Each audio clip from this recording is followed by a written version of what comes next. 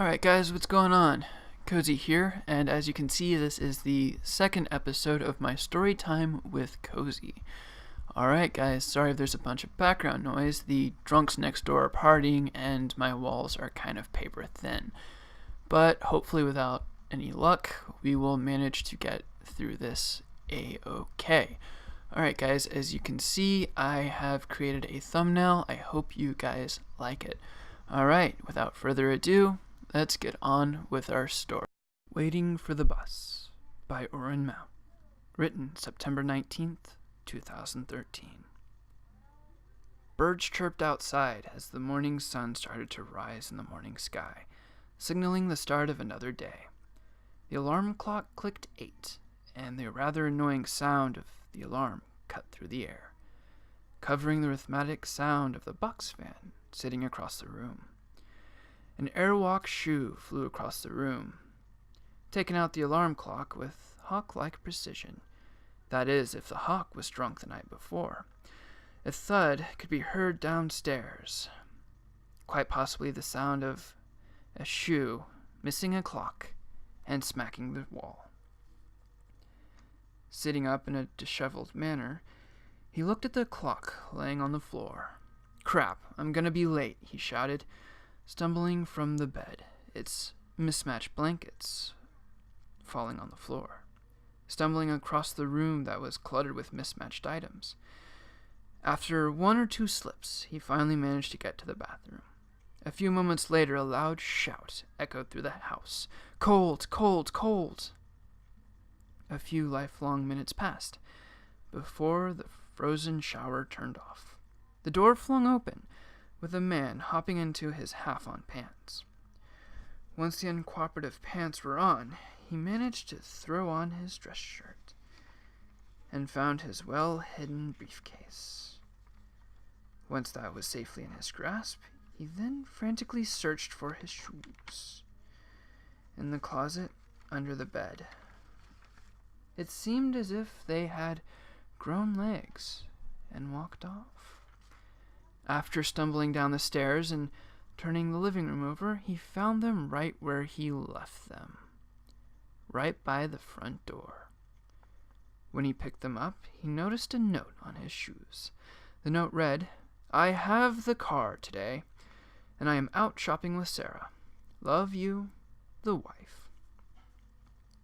Holding his arms out in a begging motion, he sighed and put on his shoes. In a moment of desperation, the man decided to take the bus to work. Why his wife took the car, knowing that it would render him stranded, he would never know. After turning over the couch cushions, he managed to put together enough change for a bus pass. The furrowed eyebrows, wrinkled nose, and frowning lips showed that he rather didn't care for the bus. "Speeding metal death traps, full of people and without seat belts," he would say when the topic came up, though in this case he was willing to make an exception.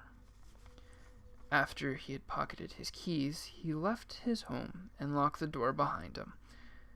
After that, he walked the 2 or 3 blocks to the nearest bus stop and waited. And waited. And still he waited. Finally, after about an hour and a half of waiting, the big speeding metal tube of death, without seatbelts, showed up. Once he put the proper amount of change in the machine, he took his pass. The man scanned the interior of the bus, looking for a seat. There was not much to pick from, other than the cat lady-looking person, and the man with alcohol-eaten teeth, with a side note of disheveled hair. After being hurried on by the driver, he found his seat next to the cat lady. It was just as he thought.